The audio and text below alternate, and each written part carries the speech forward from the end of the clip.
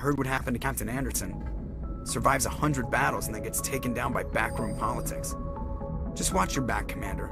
Things go bad on this mission, you're next on their chopping block. Captain Anderson should be the one in charge. It's like I'm stealing the ship from him. Yeah, the captain got screwed. But it's not like you could have stopped it. Nobody's blaming you. Everyone on this ship's behind you, Commander. 100%. Intercom's open. If you got anything you want to say to the crew, now's the time. This is Commander Shepard speaking. We have our orders. Find Saren before he finds the conduit. I won't lie to you, crew. This mission isn't going to be easy. For too long, our species has stood apart from the others. Now it's time for us to step up and do our part for the rest of the galaxy. Time to show them what humans are made of. Our enemy knows we're coming. When we go into the Traverse, Saren's followers will be waiting for us. But we'll be ready for them, too. Humanity needs to do this. Not just for our own sake, but for the sake of every other species in Citadel space. Saren must be stopped. And I promise you all, we will stop him. Well said, Commander. Captain will be proud. The captain gave up everything so I could have this chance. We can't fail. Yes, sir.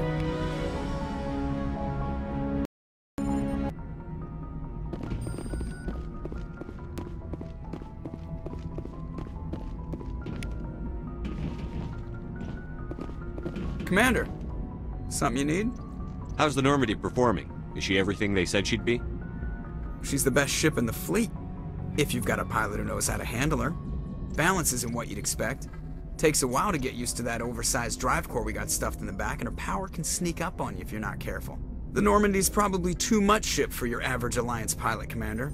Lucky for you, I'm anything but average. I like to know my crew. Mind if I ask you a few questions? I can see where this is going. You did a background check on me, didn't you? Well, I'll tell you the same thing I told the captain. You want me as your pilot. I'm not good. I'm not even great. I am the best damn helmsman in the Alliance fleet. Top of my class in flight school, I earned that. All those commendations in my file, I earned every single one. Those weren't given to me as charity for my disease. I'm sorry, Joker. I didn't even know you were sick. You mean you didn't know? Oh, crap. Okay, I've got Vrolik syndrome, brittle bone disease. The bones in my legs never develop properly. They're basically hollow, too much force and they'll shatter. Even with crutches and my leg braces, it's hard to get around. One wrong step and crack! It's very dramatic. But I've learned to manage my condition, Commander. Put the Normandy in my hands and I'll make her dance for you. Just don't ask me to get up and dance unless, you like the sound of snapping shin bones. Why does everyone call you Joker? It's a lot shorter than saying Alliance Flight Lieutenant Jeff Moreau. Plus, I love to make little children laugh. You're dodging the question. Look, I didn't pick the name. One of the instructors in flight school used to bug me about never smiling. She started calling me Joker, and it stuck. Why didn't you ever smile? Hey, I worked my ass off in flight school, Commander.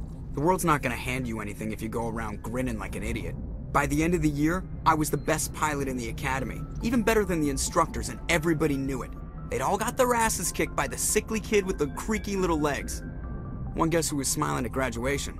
I need to know more about this Vrolik syndrome if I'm putting my ship in your hands. Yeah, of course you do. It's an extremely rare condition. Nobody knows exactly what causes it. Genetic, maybe. It's treatable, but there's no cure. They classify my case as moderate to severe. I was born with over a dozen fractures, hip, thighs, ankles. My bones were already breaking in the womb. 100 years ago, I wouldn't have survived past my first year. Lucky for me, modern medical science has turned me into a productive member of society. You're not gonna break a bone trying to fly the ship, are you? I don't fly with my feet, Commander, so I'm fine as long as I'm in this chair. I gotta be real careful when I get up to take a piss, though. I can do my job as well as anyone on the ship. Better, actually. So don't worry about it. I'm not trying to make you uncomfortable. Let's talk about something else. Whatever you want, Commander. How'd you end up joining the Alliance? Look, if you're looking for an inspirational tale of the crippled kid overcoming impossible odds, you're gonna be disappointed. My mother was a civilian contractor working for the Alliance. I basically grew up on the Arcturus station back when they were building up the fleets. Spend all that time around Alliance ships, there's a good chance you'll end up going to the Academy. I have to go. All right, see you.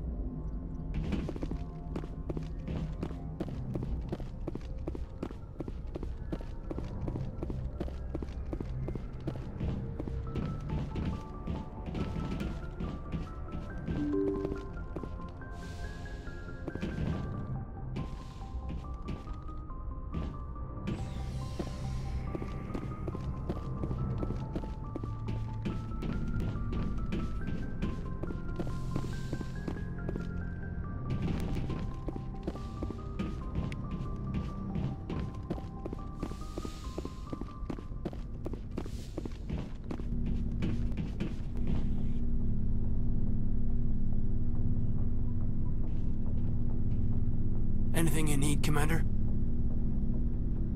Just trying to get a sense of where the crew's at. Thoughts? I've wasted enough of your time for now, Commander. We'll have time for personal debriefings later. What's your opinion on the last mission? I don't see how we could have done things any better. At least not without getting to Eden Prime sooner. And we were on the scene faster than any other Alliance ship could have been. We'll talk another time, Lieutenant. Commander?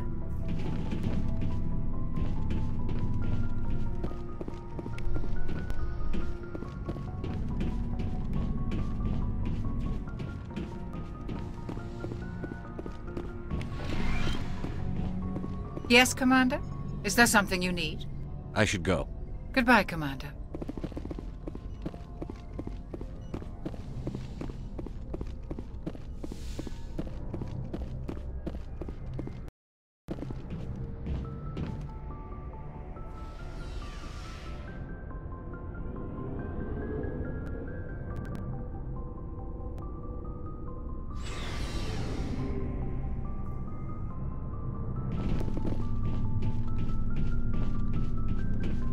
Thanks for bringing me on board, Commander. I knew working with a Spectre would be better than life at CSEC. Have you worked with a Spectre before? Well, no, but I know what they're like. Spectres make their own rules. You're free to handle things your way. At CSEC, you're buried by rules. The damn bureaucrats are always on your back. Being a Spectre does have its advantages. Exactly my point. If I'm trying to take down a suspect, it shouldn't matter how I do it, as long as I do it. But CSEC wants it done their way. Protocol and procedure come first. That's why I left. So you just quit because you didn't like the way they do things? There's more to it than that. It didn't start out bad, but as I rose in ranks, I got saddled with more and more red tape. CSEC's handling of Saren was typical. I just couldn't take it anymore. I hate leaving. I hope you made the right choice. I'd hate for you to regret it later. Well, that's sort of why I teamed up with you. It's a chance for me to get off the Citadel, see how things are done outside CSEC. Either way, I plan to make the most of this. And without CSEC headquarters looking over my shoulder, well, maybe I can get the job done my way for a change. As long as you do your job well, you're free to go about your business as you see fit. Thank you, Commander.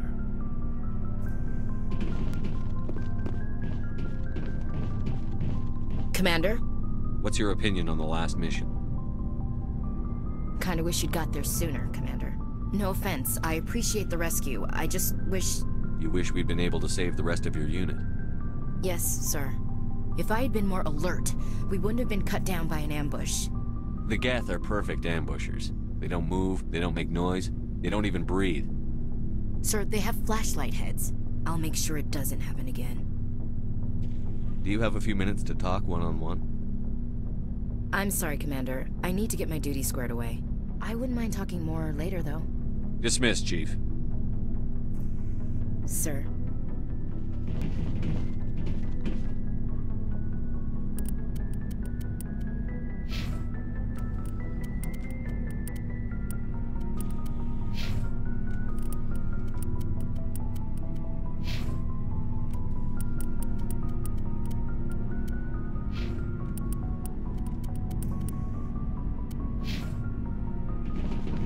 Nice ship you got, Shepard. What can I do for you? What's your story, Rex? There's no story. Go ask the Quarian if you want stories. You Krogan lived for centuries. Don't tell me you haven't had a few interesting adventures. Well, there was this one time the Turians almost wiped out our entire race. That was fun. I heard about that. You know, they almost did the same to us. It's not the same. It seems pretty much the same to me. So your people were infected with a genetic mutation? An infection that makes only a few in 1,000 children survive birth? And I suppose it's destroying your entire species? I suppose it isn't all the same. I don't expect you to understand. But don't compare humanity's fate with the Krogan. I was just making conversation. I wasn't trying to upset you. Your ignorance doesn't upset me, Shepard. As for the Krogan, I gave up on them long ago. The genophage infected us, but it's not what's killing us. Are your people really dying? We're sure not getting any stronger. We're too spread out. None of us are interested in staying in our own system. Lots of species have left their homes and prospered. But they go to colonize new worlds. We're not settlers. We're warriors. We want to fight. So we leave. Hire ourselves out. And most of us never go back. What can you tell me about the genophage? Ask the Solarians if you want details. They made it. All I know, it makes breeding nearly impossible. Thousands die in stillbirth, and most never get that far. Every Krogan is infected, every one. And no one's rushing to find a cure. Why don't the Krogan try to find a cure? When was the last time you saw a Krogan scientist? You ask a Krogan, would he rather find a cure for the genophage or fight for credits? He'll choose fighting every time. It's just who we are, Shepard. I can't change that. Nobody can. So long, Rex. Shepard.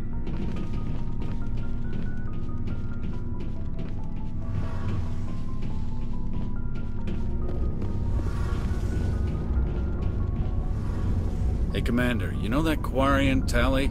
She's been spending all her time down here asking me about our engines. I'll tell her to leave you alone. What? No, she's amazing. I wish my guys were half as smart as she is. Give her a month on board and she'll know more about our engines than I do. She's got a real knack for technology, that one. I can see why you wanted her to come along. I figured she'd be a real asset to the team. You got an eye for Tally, Commander, but I'm guessing that's not why you came down here. Fill me in on the IES stealth systems. How does it work exactly? You can't hide a ship out in space. They emit too much heat and radiation. Too easy for sensors to pick them up, unless you find a way to capture those emissions. So our stealth systems trap the energy we give off in storage sinks built into the ship itself. No emissions to give away our location. Eventually the sinks have to be vented. More than a few hours silent running and they overheat. Cook us inside our own hull. There's no way for anyone to detect us? A visual scan can still pick us up. Anyone looking out a window can see us plain as day. But you have to be pretty close to get an actual visual out in space. Most vessels rely on scanners. As long as the stealth systems are engaged, they can't see us. Not unless we accelerate to FTL speeds. Why doesn't it work with faster-than-light travel? Cranking up to FTL blue shifts our emissions, pushes them into frequencies too high to capture in the sinks. As soon as we make the jump, it's like setting off a flare. Sensors can pick up our location whenever we enter or exit FTL flight, but for short-range missions, our stealth systems are amazing, and we've got the only one. Where else have you served, Adams? If you name a class of Alliance ship, I've probably served on it. Everything from dreadnoughts and carriers right down to frigates like the Normandy. My last assignment was on the Tokyo, only a cruiser, but she was a good ship. Couldn't hold a candle to the Normandy, though. I want to know more about the Normandy. She's the best ship I've ever served on, probably the fastest vessel ever designed, and she's the only one using the new Tantalus drive core. What's so special about the Tantalus drive core? Proportionally, it's about twice the size of any other vessel. Not only are we faster, but we can run at FTL speeds longer before we have to discharge the core. Carry on, Adams. Aye, aye, Commander. Your ship's amazing, Shepard. I've never seen a drive core like this before. I can't believe you were able to fit it into a ship this small.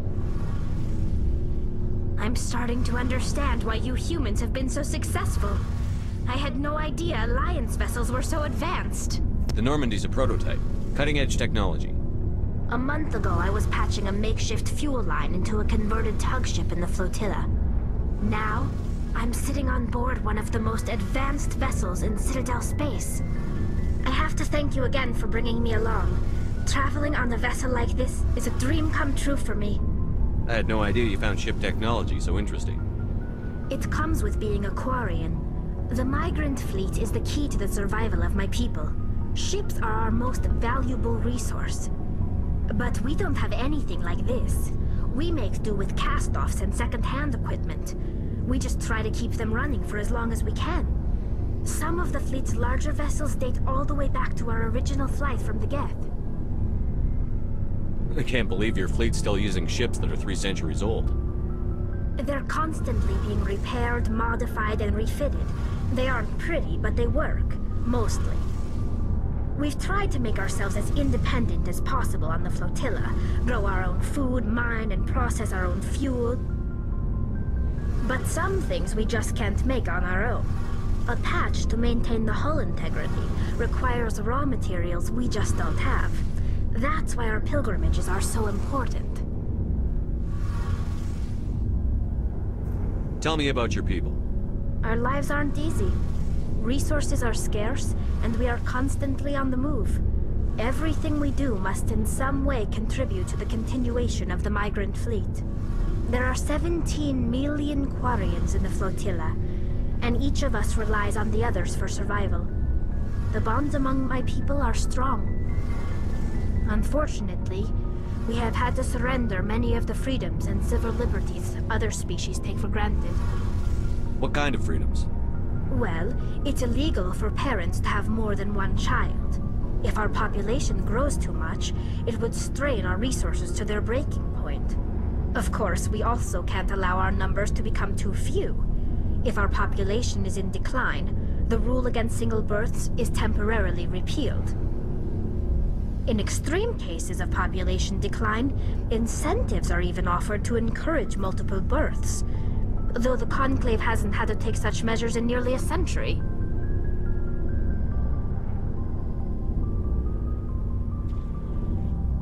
That's your government. The Conclave is our civilian branch of government. Each ship can elect a representative to serve on the Conclave and make decisions that affect the fleet as a whole. On matters that affect an individual ship, however, the captain has the final say. It's a tradition that dates back to the early days, when the fleet was governed by martial law. Fortunately, most captains nowadays are smart enough to have an elected council from their crew to give them advice and guidance. So the ultimate power rests with elected officials. In practice, the Conclave and the respective council for each ship tend to set the rules that govern our daily lives. But in theory, we are still under military jurisdiction. The 5 top-ranking military officials in the fleet serve on the Admiralty Board. These 5 have the power to overrule any decision by the Conclave in case of emergency. To do so requires unanimous agreement among the Admiralty, and they can only do this once. After that, the entire board must resign their posts. It's a safeguard that served us well. In nearly 3 centuries, the Admiralty Board has only overruled the Conclave 4 times. I want to know more about the Geth. I doubt I can tell you anything you don't already know. It's been almost 3 centuries since they drove my people into exile. All I know is the story of their origins, what they were when we created them, and how they turned on us. Interesting. The Geth were originally created to serve as an automated manual labor force. Initially, their intelligence was as limited as any VI. Over time, we made small modifications to their programming to allow them to perform more varied and complex tasks, bringing them closer and closer to true AI status. How come the Council didn't step in and stop you? This wasn't true AI research. We may have been skirting the bounds of the law, but we never did anything that was actually illegal. The changes were so insignificant, so gradual, that we were able to control them. Or so we thought. But one thing we underestimated was the power of the neural network. A million Geth thinking simultaneously created an inherently unstable matrix.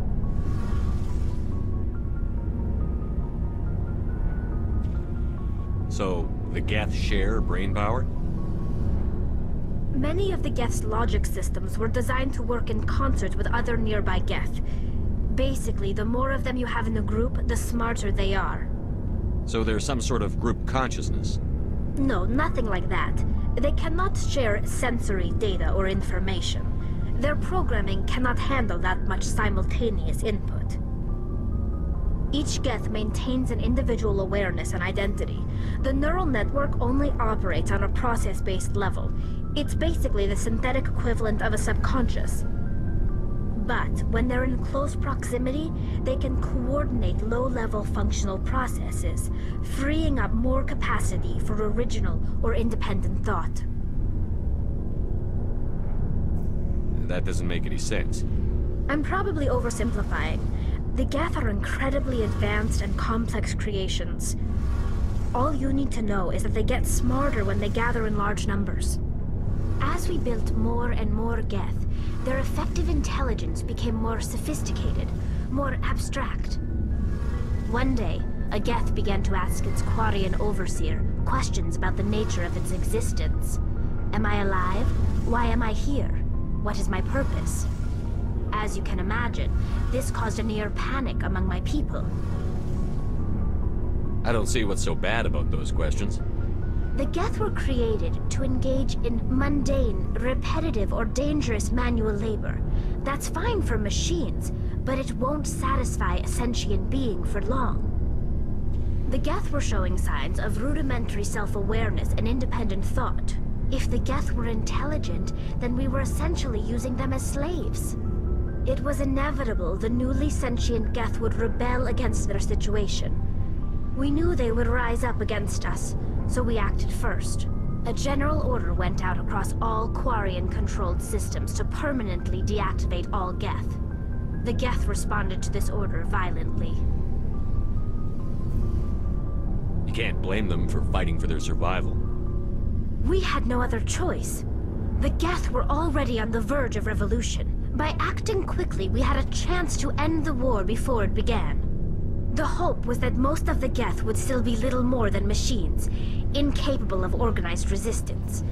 But they had progressed much further than anyone anticipated. The war was long and bloody.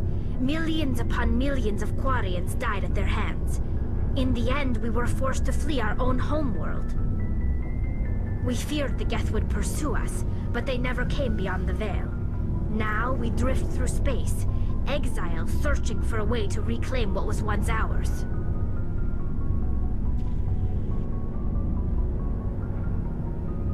It's hard to feel sorry for you. Your ancestors tried to wipe out another species. We made a mistake when we created the Geth in the first place. But we did not make a mistake when we went to war against them. If we had not acted, they would have wiped us out. They're a synthetic life form. They have no use for organics. None. Why do you think they cut themselves off from the rest of the galaxy? Why do you think they've killed every organic being who's ever tried to contact them?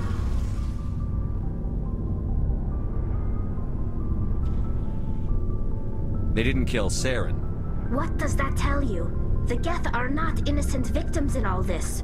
They're the enemy. They want to destroy us. Not just the Quarians. All organic life. That's why they've joined up with Saren. And that's why we have to stop him. I want to know more about the pilgrimage. When my people reach maturity, we leave our birth ships and seek acceptance with a new crew. It's necessary to maintain genetic diversity among the fleet. But no ship wants to accept someone who will be a burden on them. So, to prove our worth, we embark on a pilgrimage. We set out alone, leaving the flotilla and our families behind us. We only return once we have found something of value we can bring back to the fleet. This is presented as a gift to the captain of the respective ship we wish to join. If the gift is accepted, we are welcomed into the crew. Can a captain choose to reject the gift? That doesn't happen often. Most captains are eager to increase the size of their crew. It increases their own standing in our society. Even when a gift is not particularly valuable, the captain usually accepts it out of a sense of tradition. However, there is a stigma to presenting a substandard gift. It's not the best way to make a good impression on a new community.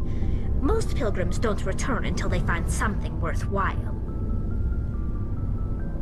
I can't believe they just send you off alone. It's not like they just cast us out. Before we leave, we are given lessons in how to survive outside the flotilla, and given gifts to help us on our journey. We also receive implants to fight off sickness and disease. Generations of living in an isolated and highly controlled environment have left our immune systems weaker than most. By the time we leave the fleet, we are well equipped for the pilgrimage. This is a rite of passage for all Quarians. If it were dangerous, our numbers would suffer. Virtually every pilgrimage ends with a triumphant return and the ritual presentation of the gift to one of the fleet's captains. I want to talk about something else. Like what? I should go. See you later.